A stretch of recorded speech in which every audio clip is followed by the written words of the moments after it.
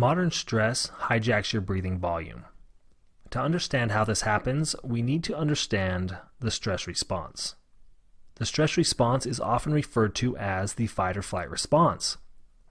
For a moment, imagine that you went on a hike up in the mountains and ran into this. Immediately, the stress response would turn on in order to save your life. Your body would go through a series of physiological changes to help you in case you needed to fight or run away from the bear. Your heart rate would increase, blood is diverted to the muscles, cortisol and adrenaline are released, stored energy is made available, and your breathing volume increases. You begin to hyperventilate. All of these processes happen to help you physically defend yourself. In this video, of course, we're going to focus on breathing volume increases. We're going to focus on the hyperventilation aspect of the stress response.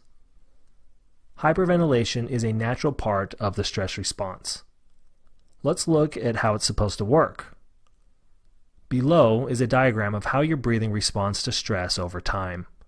The gray bar represents the normal range of minute ventilation of 4 to 6 liters per minute. So let's say you were out for a hike and your breathing is nice and calm and in the normal range. But then a stressful event occurs. You run into the bear. At this point, the stress response turns on and you begin to hyperventilate. Well, as long as the bear doesn't win, the stressful event will soon be resolved. You'll either successfully run away or fight off the bear. And over the next while, your breathing volume will begin to decrease until it returns to the normal range. This is how the stress response is supposed to work. The problem is that stress has changed. Back 100 plus years ago, stress dealt much more with physical threats, such as predators. Modern stress is different. Modern stress is much more mental and much more long-term. Let's look at how modern stress affects breathing volume. Below is a diagram of how your breathing responds to modern stress over time.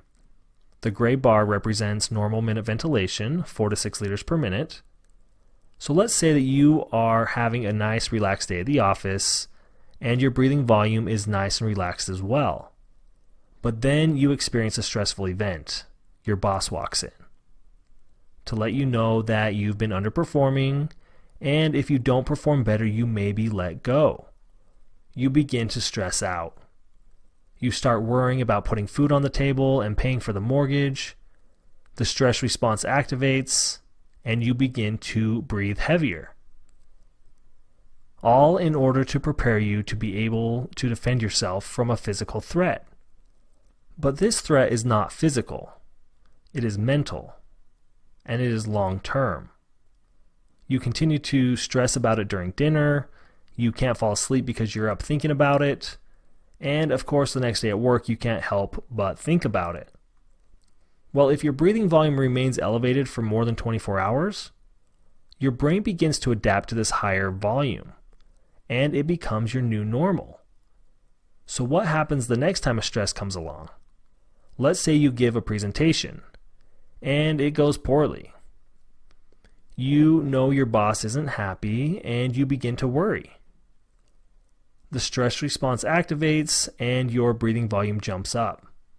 Again, the stress is not quickly resolved, and after 24 hours, your brain again adapts to the higher volume of breathing.